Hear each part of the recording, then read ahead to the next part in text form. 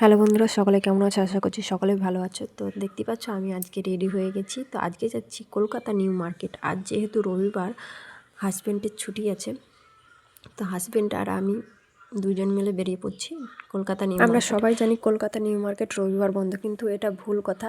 Kolkata new market রবিবার খোলা থাকে। তো আপনার নিউ মার্কেটে কিভাবে যাবেন সেটাই বলবো ভিডিওর মাধ্যমে। ভিডিওটা কেউ স্কিপ করবে না।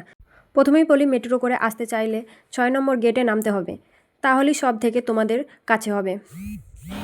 নেমে একটু হেঁটে লেফট নিতে হবে। এবার তোমাদের বলি, যারা বাসে করে আসবে বা যেই দিক থেকে আসবে, নিউ মার্কেট নামবো বললেই নামিয়ে দেবে।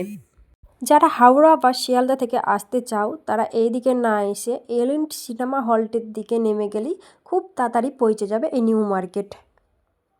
এবার প্রথমেই বলি, ট্যুরিস্টদের জন্য একটা জনপ্রিয় জায়গা হলো নিউ মার্কেট। নিউ মার্কেট অনেক বড় জায়গা নিয়ে জনসমক্ষ, কিন্তু বিকেল থেকে সন্ধ্যা রাত পর্যন্ত অনেক বাংলাদেশি ট্যুরিস্টরা এবং স্থানীয় যে কোনো বাঙালিরা আছেন, তারা কিন্তু আসেন। এবং বিভিন্ন জায়গা থেকে যারা ট্যুরিস্ট আসেন, তাদের কিন্তু খুব একটা জনপ্রিয় জায়গা হলো নিউ মার্কেট। এখানে তোমরা 300 টাকায় অনেক সুন্দর সুন্দর জুতো পেয়ে যাবে, তার সাথে সাইজ ও কালার। এবার একটা কথা মনে রাখবেন, এই নিউ মার্কেটে আপনাদের জুতো বা জামা কাপড় যে কোনো জিনিসেরই এখানে দাম দর করে নিতে হবে। যেখানে 1000 বলবে সেখানে 500 বলে নিতে হবে। এবার বলছি, যারা হয়তো ছোটোখাটো ব্যবসা করছেন, গয়নাগাটি নিয়ে, ইমিটেশন জুয়েলারি বা ব্যাগপত্র নিয়ে ব্যবসা করছেন, তাদের একটাই ঠিকানা হচ্ছে কলকাতা নিউ মার্কেট।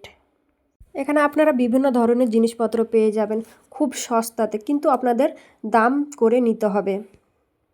আপনারা নিউ মার্কেট গেলে একটা জিনিস অবশ্যই দেখতে পাবেন, সেটা হচ্ছে মানুষের ভিড়।